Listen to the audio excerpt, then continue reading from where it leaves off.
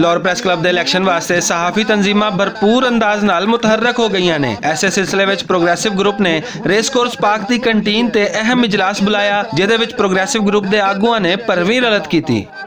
मेरी आवाज,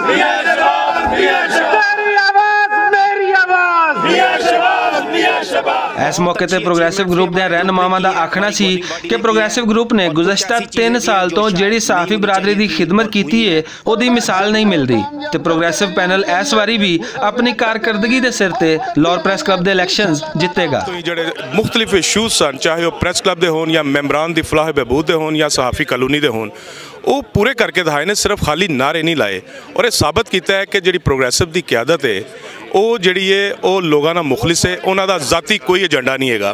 ਔਰ ਮੈਂ ਸਮਝਦਾ ਕਿ 2019 ਦਾ ਸਾਲ ਵੀ ਜਿਹੜਾ ਪ੍ਰੋਗਰੈਸਿਵ ਦਾ ਸਾਲ ਹੈ ਔਰ ਇਨਸ਼ਾਅੱਲਾ ਤਾਲਾ ਇੱਕ ਵਾਰੀ ਫਿਰ ਪ੍ਰੋਗਰੈਸਿਵ ਜਿਹੜਾ ਉਹ ਆਏਗਾ, ਉਹਨਾਂ ਦੀ ਮੁੰਤਖਬ ਕਿਆਦਤ ਹੋਏਗੀ ਔਰ ਆਪਣੇ ਕੀਤੇ ਹੋਏ ਜਿਹੜੇ ਮਨਸ਼ੂਰ ਵਾਅਦੇ ਨੇ ਉਹ ਪੂਰੇ ਕਰੇਗੀ। ਜਿੰਨੇ ਦੋਸਤ ਜਿੰਨੀ ਤਾਦਾਦ ਵਿੱਚ ਇੱਥੇ ਆਏ ਹੋਏ ਨੇ ਉਹਨਾਂ ਦਾ ਆਉਣ ਦੇ ਨਾਲ ਲੱਗਦਾ ਹੈ ਕਿ ਪ੍ਰੋਗਰੈਸਿਵ ਦੀ ਬਾਡੀ ਨੇ ਪਿਛਲੇ ਸਾਲ ਕੰਮ ਕੀਤਾ ਹੈ, ਠੀਕ ਹੈ। ਔਰ ਮੈਂ ਸਮਝਦਾ ਕਿ 20 ਬਲਾਕ ਦਾ ਮਸਲਾ 13 ਸਾਲ ਤੋਂ 14 ਸਾਲ ਤੋਂ ਹਰ ਤਰਫ ਸੀ, ਠੀਕ ਹੈ। ਉਹ ਹੱਲ ਹੋਇਆ। ਇਸ ਬਲਾਕ ਦੇ ਮੈਂਬਰਾਂ ਨੂੰ ਅਸੀਂ ਜਗ੍ਹਾ ਫਰਾਹਮ ਕੀਤੀ, ਛੱਤ ਫਰਾਹਮ ਕਰਨ ਲਈ। ਔਰ ਮੈਂ ਸਭ ਤੋਂ ਪਹਿਲੇ ਖੁਦਾ ਦਾ ਸ਼ੁਕਰ ਅਦਾ ਕਰਦਾ ਕਿ ਖੁਦਾ ਦੀ ਰਹਿਮਤ ਦੇ ਨਾਲ ਸਾਰਾ ਕੁਝ ਮੁਮਕਿਨ ਹੋਇਆ ਔਰ ਉਹ ਸਾਡੇ ਦੋਸਤ ਸਾਡੀ ਦੀ ਮਿਹਨਤ ਦਾ ਨਤੀਜਾ ਸੀ, ਸਭ ਦੋਸਤਾਂ ਦੀ, ਸਾਰੇ ਗਰੁੱਪ ਦੇ ਦੋਸਤਾਂ ਦੀ ਮਿਹਨਤ ਦਾ ਨਤੀਜਾ ਸੀ ਕਿ ਅੱਲਾਹ ਨੇ ਸਾਨੂੰ ਮੌਕਾ ਦਿੱਤਾ। ਇਨਸ਼ਾਅੱਲਾਹ ਤਾਲਾ ਸਾਡਾ ਗਰੁੱਪ ਆਇੰਦਾ ਵੀ ਜਿੱਤੇਗਾ ਔਰ ਅਸੀਂ ਜਿਹੜਾ ਆਪਣੀ ਜਿਹੜਾ ਲੋਕਾਂ ਦੀ ਖਿਦਮਤ ਦਾ ਸਿਲਸਿਲਾ ਜਾਰੀ ਰੱਖਾਂਗੇ। ਜੋ ਅਸੀਂ ਖਾਬ ਦੇਖਿਆ ਸੀ ਉਹ ਅਸੀਂ ਕੰਪਲੀਟ ਕੀਤਾ ਹੈ। ਅਸੀਂ ਤਾਂ ਉਸ ਤੋਂ ਇੱਕ ਕਦਮ ਅੱਗੇ ਜਾ ਰਹੇ ਹਾਂ। ਅਸੀਂ ਫੇਜ਼ 2 ਦੀ ਮਨਜ਼ੂਰੀ ਲੈ ਕੇ ਅਸੀਂ ਉਹਦੇ ਟੈਂਡਰ ਦੇ ਕਰੀਬ ਪਹੁੰਚ ਗਏ ਕਿ ਜਲਦ ਤੋਂ ਜਲਦ ਜਗ੍ਹਾ ਮਿਲੇ ਔਰ ਸਾਡੇ ਨਏ ਜਿਹੜੇ ਮੈਂਬਰਸ ਨੇ ਉਹਨਾਂ ਨੂੰ ਵੀ ਆਪਣੀ ਜਿਹੜੀ ਛੱਤ ਦਾ ਖਾਬ ਜਿਹੜਾ ਉਹ ਮੁਕੰਮਲ ਕਰਨ ਦਾ ਮੌਕਾ ਮਿਲੇ। ਬਾਕੀ ਅਸਲ ਤੇ ਫਲਾਹ ਬਹਿਬੂਦ ਵਾਸਤੇ ਕਲੱਬ ਹੈ, ਇਹ ਪ੍ਰੋਗਰੈਸਿਵ ਫਲਾਹ ਬਹਿਬੂਦ ਦਾ ਹੀ ਨਾਮ ਹੈ। प्रोग्रेसिव ग्रुप के इस इजलास में सदर प्रेस क्लब आजम चौधरी होरी भी शामिल हुए, जिन्होंने प्रोग्रेसिव ग्रुप नाल अपनी वाबस्तगी भरपूर अंदाज में पेश की। मैं प्रोग्रेसिव हूँ, मोइन प्रोग्रेसिव है, आप प्रोग्रेसिव है। अगर किसी बंदे के ये बात करता है कि आजम ने अलायंस बना लिया है, उसको शर्म आनी चाहिए। उससे ज्यादा मैं समझता हूँ घटिया आदमी रोए जमीन पर नहीं, क्योंकि मेरे खमीर के अंदर कभी भी ये नहीं है मैंने धड़े नहीं बदले। मैं एक वफादार और खानदानी आदमी हूँ, जहाँ खड़ा हूँ वहाँ खड़ा रहता हूँ।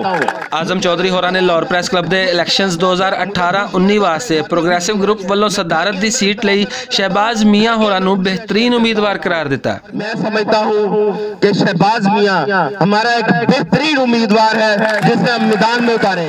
शहबाज मियाँ साहब का नाम इसलिए ज़्यादा मैं समझना सूटेबल है क्योंकि उन्होंने 2 साल बड़ी मेहनत नाल काम किया है और क्लब के मामलात नूं समझते हैं, कम्यूनिटी के मसाइल नूं समझते हैं।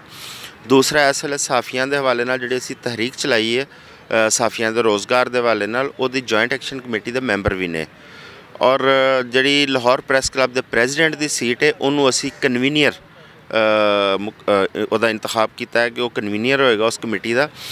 और वो अगर शहबाज मियाँ साहब इलैक्शन जितते ने क्योंकि साफियां का मसाइल भी समझ रहे हैं तो वो नाल प्रेजिडेंट के नाल कन्वीनियर भी होंगे और मैं समझना कि बड़े अच्छे तरीके नाल क्लब और कम्यूनिटी के मसाइल अगे लैके चलणगे। अज कामयाब मीटिंग हुई है, कामयाब अपने सारे दोस्त एक प्लेटफॉर्म पर जमा हुए हैं और कुछ शासी हज़रात जिहड़े सी वो इस प्रोग्रेसिव नूं तोड़न की पूरी कोशिश करते रहे हैं मगर वो अपनी उस कोशिश कामयाब नहीं हुए। इस इजलास में सहाफ़ी कारकुनां ते रहनुमावां दी वड्डी तादाद वेख के आख्या जा सकता है कि इस बारी लाहौर प्रेस क्लब के इलैक्शनस विच मुकाबला बहुत सख्त होवेगा ते ग्रुप वही जितेगा जिहड़ा पहले सहाफ़ी कारकुनां दे दिल जितेगा। कैमरामैन जिशान भट्ट दे नाल असगर अली, भुलेखा TV, लाहौर।